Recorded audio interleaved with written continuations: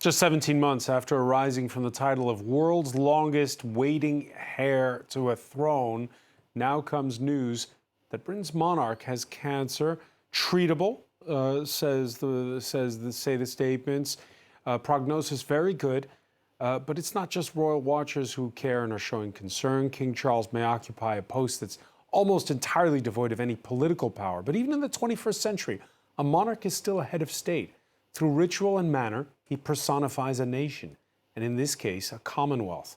We'll ask about his decision to quickly go public with his ailment, how he's left his mark in his short reign so far, and what's changed on his watch since the passing of Queen Elizabeth. What's the general mood as the UK heads into its second post-Brexit general election campaign?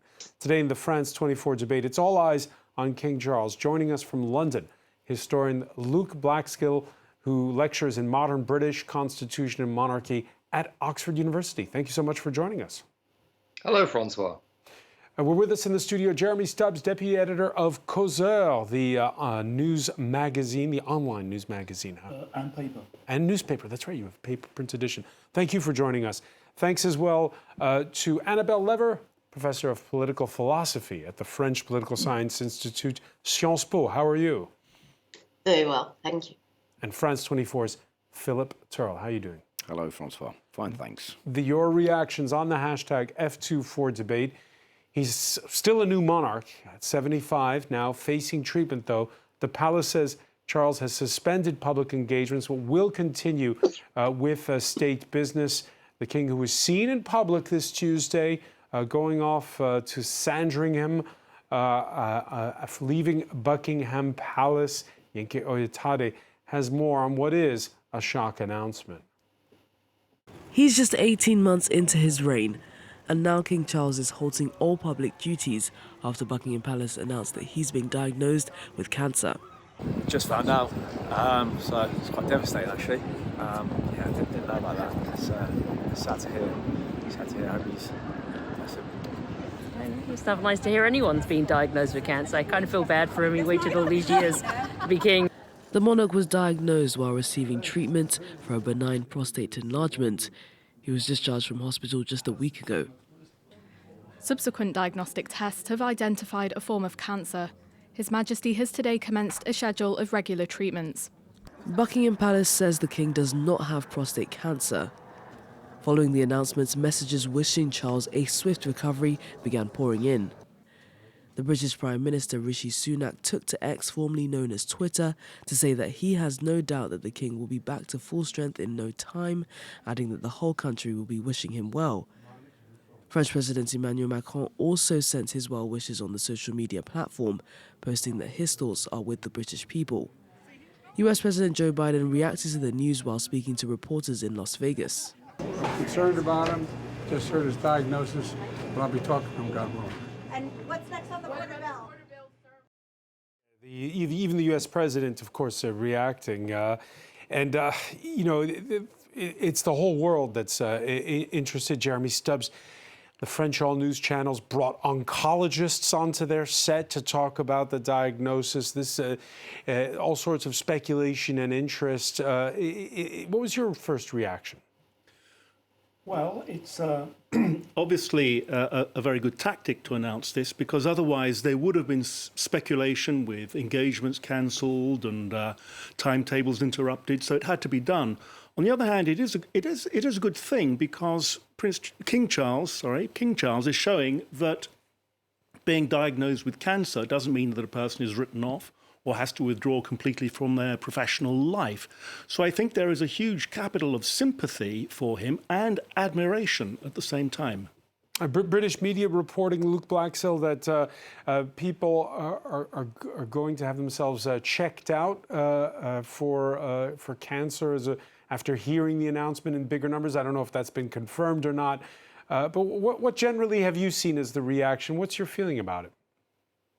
Well, I think that the nation really had, I suppose, its interaction with grief after the passage of Queen Elizabeth II. And in a sense, I suppose, really feels, I hope, a sense of optimism that the king will recover. But on one hand, I'm sure also a sense of pessimism, because, of course, Now we have the King's health being subject to inevitably a great deal of speculation. I think it is indeed absolutely the right decision to make it public, but at the same time, the nature of the cancer and its severity, with the exception of this point on early diagnosis, aren't really known. And so there will be a great source of speculation.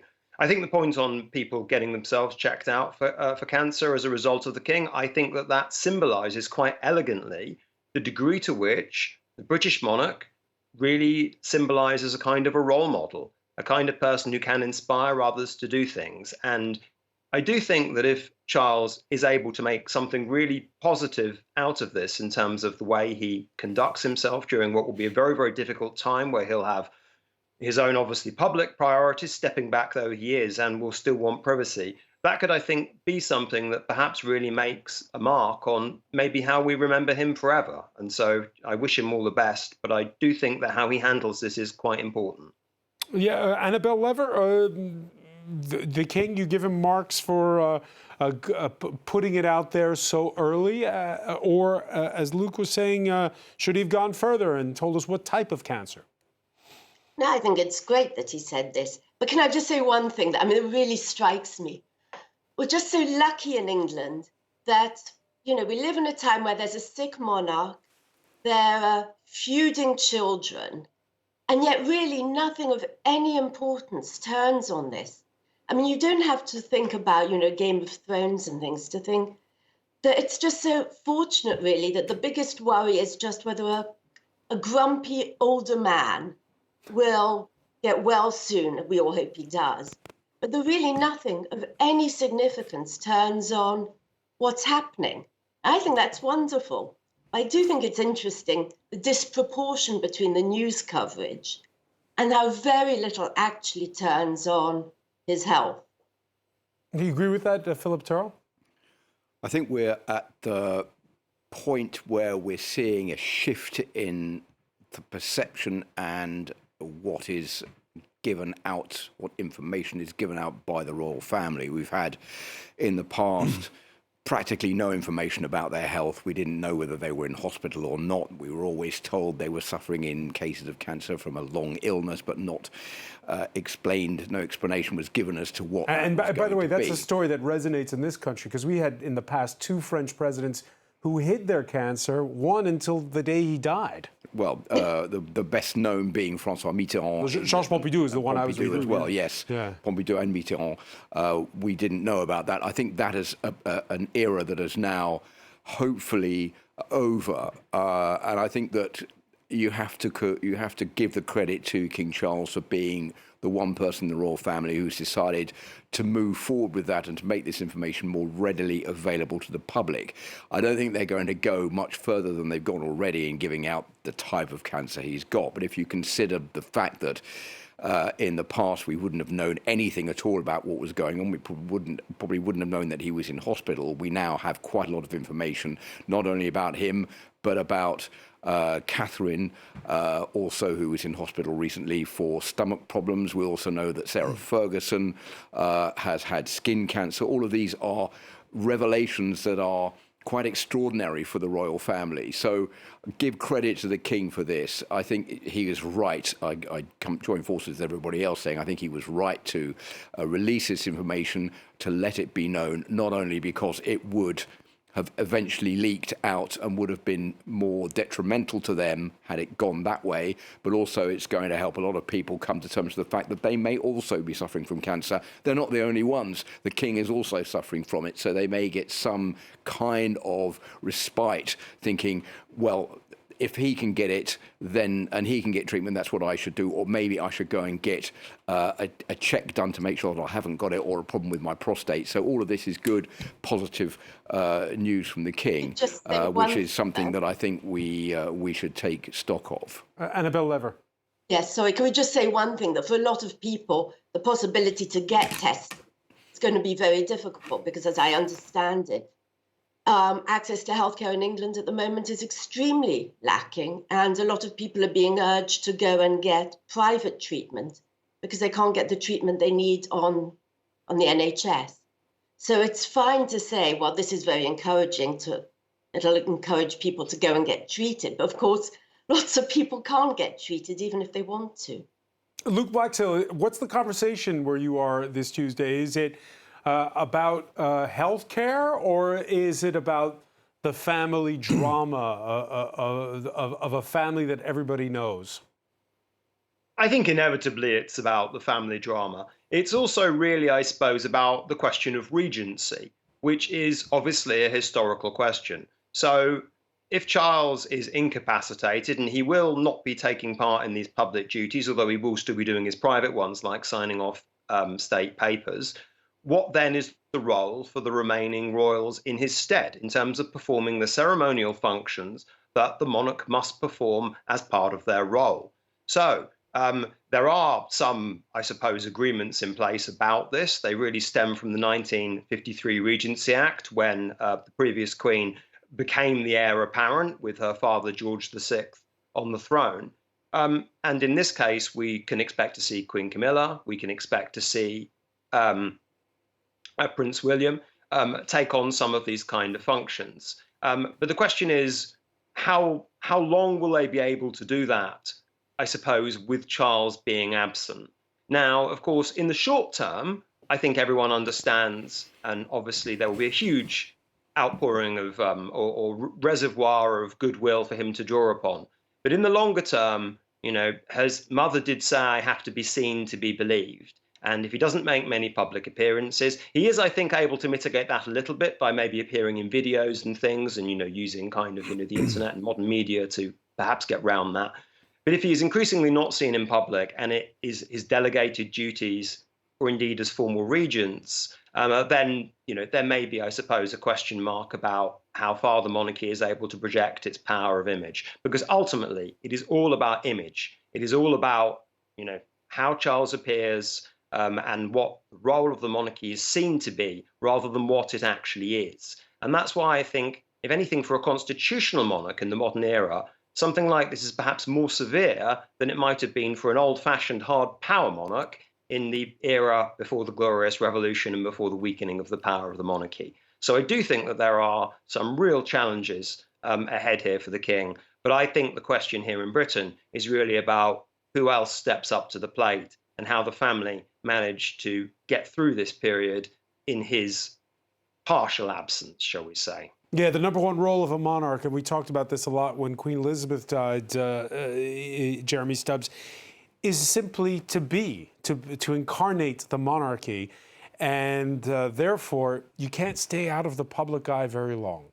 Well, yes, there are some serious constitutional questions lurking here, because we really need King Charles to live on for a long time and properly train his son and heir, Prince William, in the way that he was, although for a much longer time than we expect for William, because the reports... Surely that's already begun, no? For years, no? It's begun, but apparently it's not complete, Francois. And we learned this thanks to the Daily Mail last month, where the specialist of royal questions, Robert Hardman, published a biography in installments where he claims that Prince William does not share King Charles's spiritual dimension.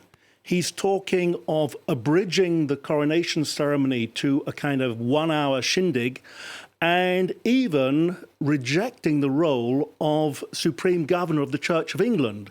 Now, Prince Charles... in fairness to what Philip said, rolling with the times and changing the monarchy has to adapt to the modern era. Speaking as a conservative, I cannot possibly approve this. But I think also there is a question that, as you were saying, that there's something about the majesty and the being of the monarch. If you take away too much of the magic and mystery, I think the power will drain away with it. Annabelle Lever? Yeah. I'm a bit skeptical about this. I mean, I do find it hard to think of William as particularly majestic. I could just about do it for Charles, but the idea of him as being particularly majestic seems peculiar. So it may be that, as in a lot of roles, people come and we sort of see them grow into it, or maybe just the role itself is the one that we respond to rather than the person filling the role. But the idea that he has to be majestic does seem to me a problem. And probably, to my mind, he's quite wise to think, how is the monarch going to be with him? And find his own version of the role rather than trying to do what his grandma did, what his father's doing. It's a very, very different generation. But I think, if I may Go ahead, Luke Blaxill.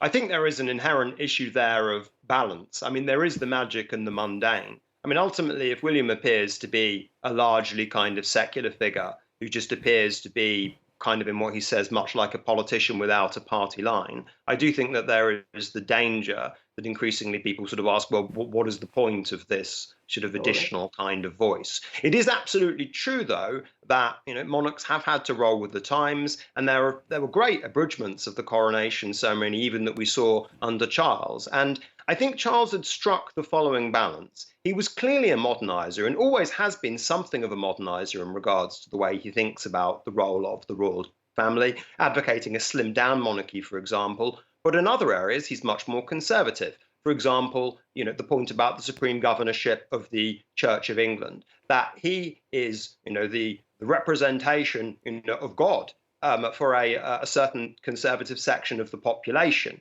And those rites and those ceremonies, while they seemed arcane to many people overseas and many people in Britain as well, do matter to a certain percentage of the population who particularly hold the monarchy really very close to them. And so I think Charles was starting to define this sort of mixture of liberalism and conservatism in his reign. William will want to make his own kind of stamp on it, but perhaps he hasn't quite worked out those kind of questions just yet. Of course, the British people will always have been reconciled, I think, to the possibility that Charles's reign would have been a short one. He came to the throne at the age of 74. It would be difficult to expect that to be otherwise. But certainly to be confronted with these kind of questions, and also to speculate on the style of William as a monarch, or indeed as a potential regent where he may get to, I suppose, embody some of those things, even though he's not actually crowned, is a conversation I don't think the British public were expecting to have, but one that will inevitably begin now. Philip Terrell, this is something that French audiences and people from other countries don't always seize upon, which is Britain has an official religion. The King of England is also the head of the church. Yeah, and the Church of England, and a guarantor, if you like, and that is a very important role. It goes back to the time of Henry VIII. And yet you have less of these arguments about secularism than you do here in France. I think my view is that I remember before Charles became king, for years there were many discussions going on about what kind of king he was going to be. Was he going to carry on speaking his mind, writing letters to MPs, tear up the rule book, become a monarch who was going to revolutionise the royal family? And when push comes to shove, that may have been something that he had in his mind for years before he actually became king. But when push comes to shove, there's something very important to remember, and that is that if you play around with the rules too much and you tear up that rule book and you impose what you want, you are potentially putting the royal family in peril in the future. And the underlining aim of the royal family, and that was what Elizabeth II always was there to guarantee, was the future of the royal family. It would take precedence even over her own children, because she had to actually make sure the royal family was going to survive in the long run. And I think now that Charles is king, whatever he would like to do, there are constraints to what you can actually do when you get the job. And I think that William, if you look at the training that he's already had over the last 40 years, he's been many times in the company of Queen Elizabeth II. She has talked to him endlessly about the role that she had, the training she had, the ins and outs, the do's, the don'ts that you have to abide by when you are a member of the royal family, and above all, king. So he's not going into the job, or won't go into the job one day with his eyes closed. And I think that there are obviously going to be questions asked about what kind of king William would be one day. But remember that when he does become king, let's hope that's as far away as possible for Charles's sake. He won't be able to play around with the rules that much, because he's going to be putting in jeopardy the royal family, and the pressure will be on him to toe the line, not just within the royal family, but from the British public and also by the British government. All right, how much or how little a king of England or of Britain matters is a conversation that it's often been had. But this story is a big deal when even that bastion of Republican values newspaper, The Guardian, splashes the news above the fold on its front page, albeit with a picture of Taylor Swift at the Grammys. Britain's biggest selling tabloid, the Daily Mail, seems to be quoting the Prime Minister, who told the BBC, thankfully this has been caught early, if it's not the other way around, Rishi Sunak perhaps quoting the Daily Mail. The same Daily Mail, which in its 11 pages of coverage this Tuesday expands on survival rates, good, his diet, linseed on fruit for breakfast and no lunch, and on how he'll maintain his weekly sit down with the Prime Minister. Jeremy Stubbs, how much power does a king have? Well, does those weekly meetings matter, or it's just form? They're probably very useful for the Prime Minister because he's actually able to discuss the affairs of state with somebody who has no vote and whose advice we would therefore hope might be disinterested. It's also, I think, good because there is this, it depends how far you evaluate the importance of symbols in life. And although you can overestimate them, I think to freeze them out would be a great problem. Somebody like Charles, he's managing and he's overcome an awful lot of obstacles. He embodies a certain moral stance in life, which I think people have come to some extent to trust and admire.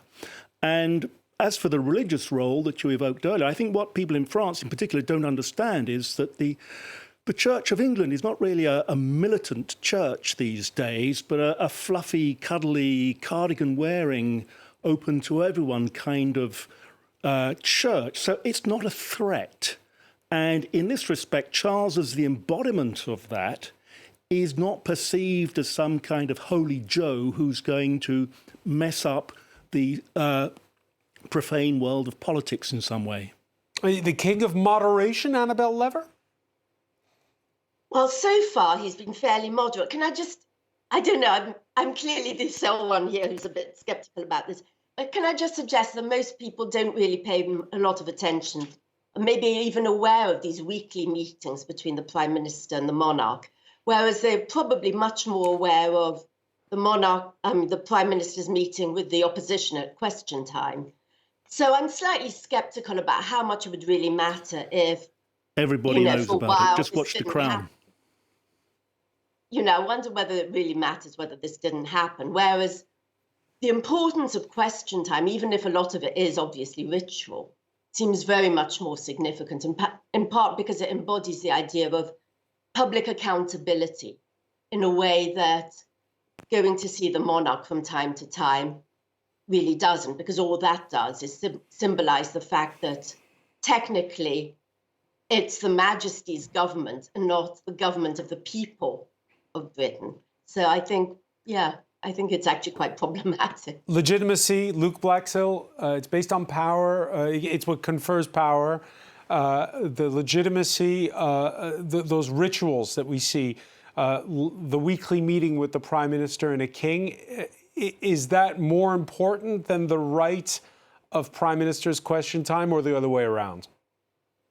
They're both clearly important, but it depends really whether your political values are liberal or conservative, broadly conceived, which is to say that if you look at, say, Prime Minister's questions, and you look at those very democratic rituals where you see the British House of Commons kind of clashing and politicians of different sides very vociferously disagreeing, you may hear the sound of democracy, and that may, warm your cockles. It may fill you with a sense of kind of patriotism. On the other side, though, not that these audiences, of course, are televised, the fact that they happen, the fact that the monarch and the Prime Minister are seen together reminds perhaps especially more conservative people that the British Constitution is not like the French one. The British Constitution is a constitutional monarchy. It is an agreement. It is an arrangement between Parliament and between the House of Commons and Parliament to govern in this way. And that goes right back to the Glorious Revolution of 1688, where Parliament, after our Civil War, or after the Restoration and nearly another civil war, declared the throne vacant and then asked William of Orange to fill it. And thus there has always been an agreement between the monarchy and between the Prime Minister and the House of Commons that has symbolised the British Constitution. And I completely agree that those things are arcane and might be lost on many people. But the fact that they still exist together, the fact that we know that at the top of the constitution there is the monarchy, which embodies the ancient, the magic, the ritualistic, and then the politicians who represent, the knives and daggers of the now, so to speak, the political and party games, the men of the moment, etc., the democratic parts of the constitution. That it is those two things working in unison that are continually re-symbolized by those things happening. And I think that's why, for certain people, I think quite a large number of people, they are very important rituals and need to continue for Britain to justify its existence as a constitutional monarchy as opposed to something else. And ever since there's been kings, there's been court intrigue, and that's also what, in this era of mass media, people follow. With the cancer diagnosis, the king's younger son, Harry, landing at Heathrow Airport this Tuesday on a commercial flight from Los Angeles, where he's lived since quitting royal duties in 2020. Philip Turrell, that seemed to get as much attention. Would it be fair to say here in France this Tuesday, the fact that Harry's back than the king's diagnosis? I think that Harry and Meghan have sold countless tons of newsprint since their decision to get married and then leave and go to the United States and write the book and do the Netflix series. I think they're losing a bit of steam right now. But of course, the fact that Harry has come back has sparked up two debates. The first one is, well, will Harry and William get back together? Will they heal the rift? I think that looks pretty unlikely as far as we know. There's no plan for meeting. But the people are more interested in that in the soap opera than in the questions that we're discussing. It's two different things. It is two different issues, I think. It's called the soap opera. Yeah, it's two different issues. As I said, the public will want to know if Harry and William are going to get back together. Does this mean this trip coming here that Harry is going to put all the differences behind him and William as well, and they're going to get back together to be two loving brothers as they used to be? I think that's pretty unlikely right now. There's not even a plan for the two to meet. Will Harry and Charles make ends meet and get back together? That is much more of a possibility this time round, that Harry is coming back. The other debate that's been sparked by this is, and does that matter? Because again, I get back to Annabelle Lever's point at the beginning. Does that matter? Or is this just something where we can all talk about it, we can all speculate, even though we don't know them personally? It doesn't really matter, but it does matter because it's part of the royal family. It matters because it can affect the way the royal family operates. It matters because Harry has written a pretty outspoken book, pretty much trying to finish off the royal family and point the finger at them for being a racist, out-of-touch group of people. So all of that matters, and it has unleashed terrible damage on the royal family over the last 3 years or so. So it does matter. And the fact that Harry has come back has sparked this other question that many people are asking tonight is, well, how serious is the cancer? Are we not being told the whole truth? Is Charles in a worse state than we are being led to believe? Does this visit by Harry signify that the king doesn't have long to go? We don't know. I think what we are seeing basically is that what is happening is that Harry is there. He wants to see his father. He wants to obviously try to get back together with him because he himself has had a bit of a rough time. His mother died when he was young. He's no longer talking to his brother. He's far away in the United States. I think he misses his family. So this is a reason to come back to try to maybe start thawing the relations between them all. Annabelle Lever. Yeah, sorry. I mean, it just seemed to me speculating. I mean, the idea that if your father is ill, you wouldn't want to go and see him, even if it's not life-threatening, seems to me a little bizarre. I mean, it seems to me a perfectly natural thing to do, whether or not it's terribly serious. Cancer, after all, is scary for anyone, even if it's not, even if it's caught early.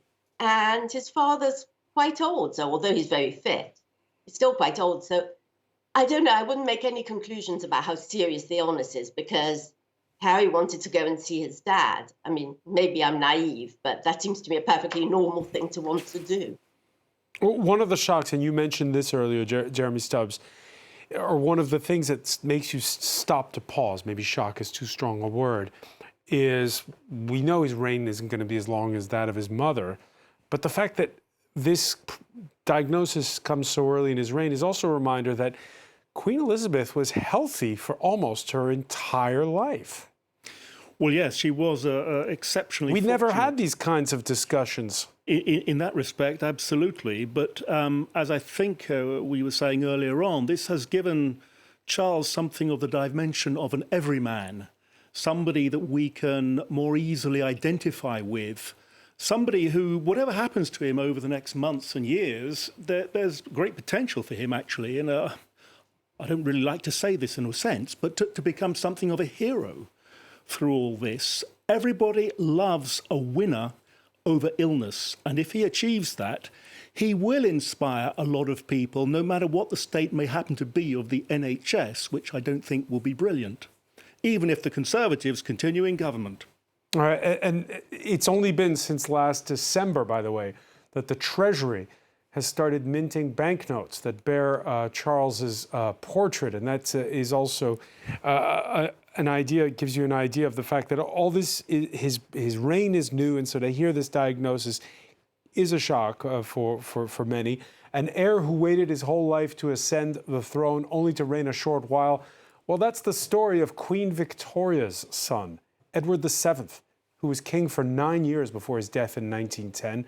Now, the French remember him fondly. It's on his watch in 1904 that these traditional rivals sealed the Entente Cordiale, an alliance that would stick through 2 world wars.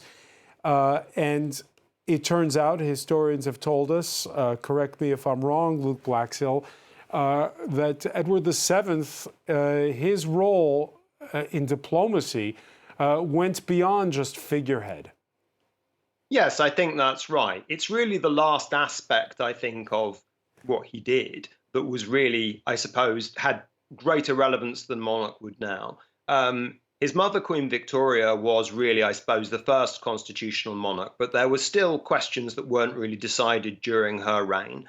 When the time Edward comes to the throne, he is clearly a constitutional monarch without really any political power at all. But diplomatically, that's not necessarily the case, because diplomacy, of course, has never really been bound by any hard and fast rules. It's always been about, men or women on the spot and pragmatism. And I think it's certainly true that in the lead up to the signing of the Entente Cordiale, which, of course, put aside really a century of acrimony between Britain and France and came to some kind of working relationships, especially in regards to Egypt and Morocco, that the king's fairly outspoken pro-French stance was something, I think, that mattered for French opinion, and, for example, for Paul Cambon, certainly. And he was then able, and so he was responsible for the signing of the Entente Cordiale, but he was a relevant factor. It's hard to really say about this because it's behind closed doors. And I don't think it's entirely implausible that were there to be an issue of, say, Anglo-French disagreement, for example, if, for example, the British politicians found themselves really at loggerheads with the French, that perhaps the French politicians and indeed the French people might look to Charles in the same way as was the case with Edward VII, that there's a very pro-France monarch currently on the British throne. And that perhaps might win some, potential friends, lighten the mood music at the very least. So I don't think it's entirely implausible that Charles could have a relevance, not perhaps as something as definitive as the Entente Cordiale, but of some relevance in some kind of Anglo-French diplomacy ahead because of his outspoken pro-French views. And him himself speaking French. Luke Blaxill, are you saying in essence that it pays to be an understudy for a long time? I think it can be, but the difficulty of being an understudy is that you end up forever living in the shadow of the person that came before you. Edward always was going to live in Victoria's shadow. Edward presided domestically over a time of great domestic upheaval for all sorts of reasons, both in terms of the finances of Britain, the suffragette movement, chaos across the sea in Ireland, etc. But nonetheless, the Edwardian period wasn't really, shall we say, defined by historians by Edward. It was merely a time when a great deal happened. And Charles certainly has had the benefit of being an understudy, but he'll want to define his reign with something. And of course, it may be, or an irony may be, that there may be a silver lining in this cancer diagnosis, because he may be able to show what a modern public figure can do with a diagnosis like this, rather than it either being hidden or just simply having a monarch who was just impervious to illness, as Elizabeth seems to be. He has an opportunity to, I think, take the role of unique leadership, which comes with constitutional monarchy, to a very new kind of realm here, which is the dealing with and suffering with illness. And of course, above all of those illnesses, still in public mind, is the illness of cancer, something that so many people or people's families are touched with in their lives. And so the king has an opportunity to be quite inspirational, really, no matter how bad the cancer is, whether it is very mild or whether it is very severe. He still has the opportunity to be genuinely inspirational. Yeah, you were mentioning the events that happened on the watch of Edward VII. On Charles's watch, well, we've had spiking inflation, bitter domestic feuds over the Conservative Party's anti-immigrant policies, its Rwanda deportation scheme. This week, though, saw a rare win for moderation on Rishi Sunak's watch with his Northern Ireland aid package that's broken the political stalemate in Belfast between pro-EU nationalists and pro-Brexit unionists. If you were to qualify the times of, again, we're only 17 months in, the times of Charles III, how would you do so, Annabelle Lever? Goodness, I hadn't thought of that. I was thinking more, in fact, because of his commitment to the environment, which has been very important, and as many people suspected, would put him at loggerheads with the government.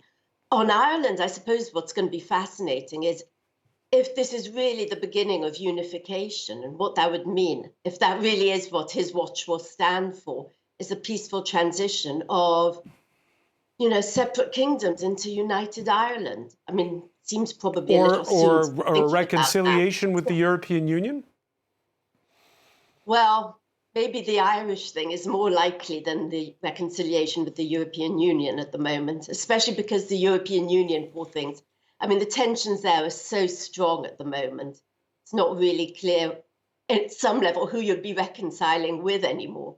I mean, the internal tensions within Europe are just so great. Jeremy Stubbs, you heard Luke Blaxill mentioning how having a Francophile king could be useful if it does come to a reconciliation. Well, I think Charles has already demonstrated that in his visit to France, which we remember was intended to be the first visit abroad that he was going to make. And it's because of events in France that couldn't take place, and he had to go to Germany first. We had demonstrations here. Exactly. But what we will call in future perhaps the Carolingian period, certainly the restoring of power sharing in Northern Ireland is a significant change from things that we've known in the recent past. And in order to achieve that, the latest deal, actually hidden within the folds of it, is a certain, shall we say, hidden tendency for the United Kingdom to remain more strictly aligned with Europe. So I would say that the Carolingian age is going to be an age of quiet reconciliation. I think that is probably true. I mean, if you look at the picture that's been issued of Charles, that was on the front pages of all the newspapers, you can see him standing in an open doorway. It was a picture that was taken during his visit to France last September. And that's been chosen by the royal family as the picture that has been sent out with the announcement of his cancer. So there is a link always, and there's always been a link, I think, between going back to Edward VII and even beyond, between France and the United Kingdom. The Queen Mother, the mother of Queen Elizabeth II, spent a lot of time in France. The Queen herself, Queen Elizabeth II, spoke French. So she'd been to France many times on private visits to buy race horses. So there's always been a link between France and the United Kingdom, which is something I think we're going to see continuing, certainly while Charles is on the throne. I'm not sure about William, what his link is with France, but we're certainly going to see that, I think, continue with Charles. Annabelle Lever.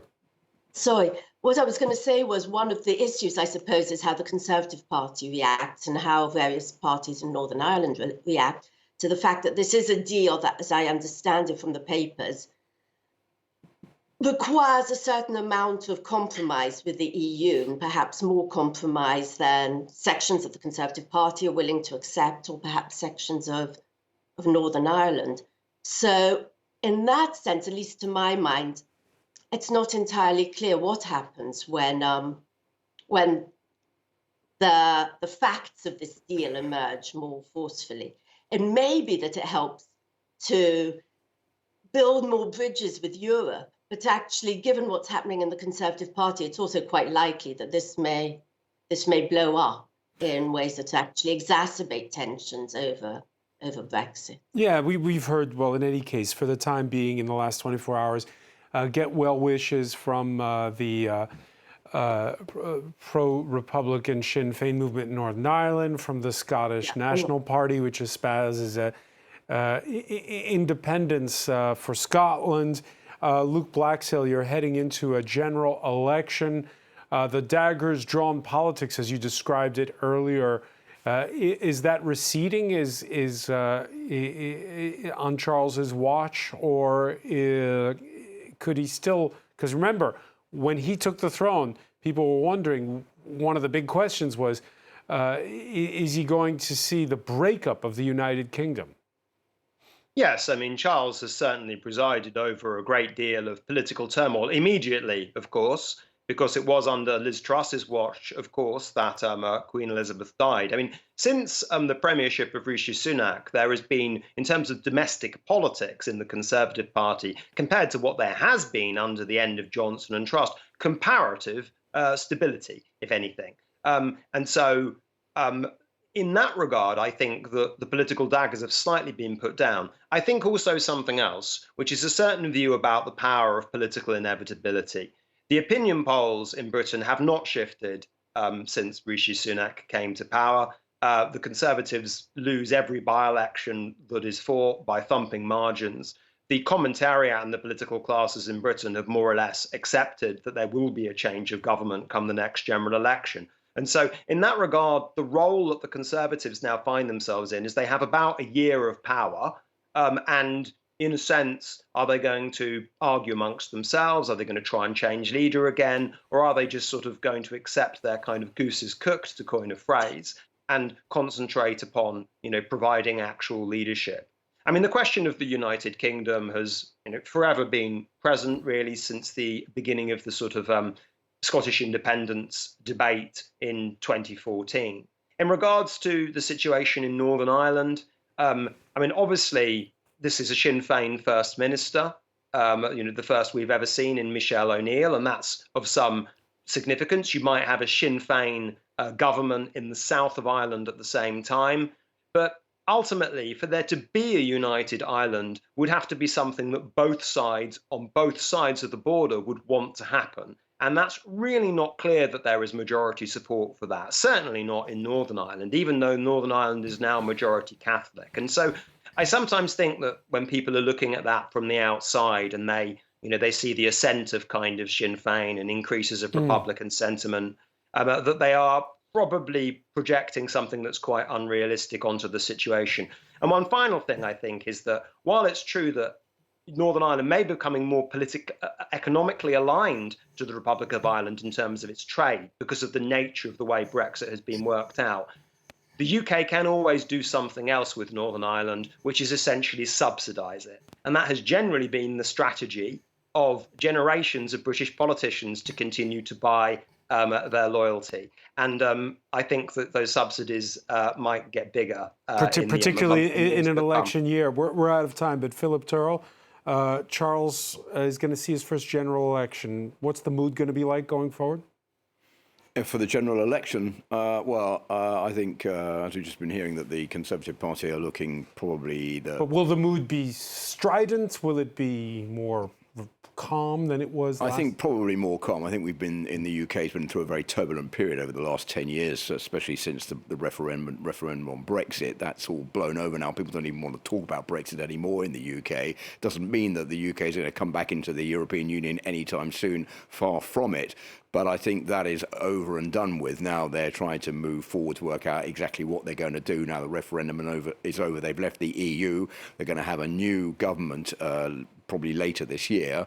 We'll see what that holds. But of course, if something never changes, it's the royal family, and the king will still be there after the election. All right. The sun will still rise on Buckingham Palace. Many thanks, Philip Turrell. I want to thank as well Jeremy Stubbs, Annabelle Lever. I want to thank as well Luke Blacksell for being with us from London. Thank you for joining us here in the France 24 debate.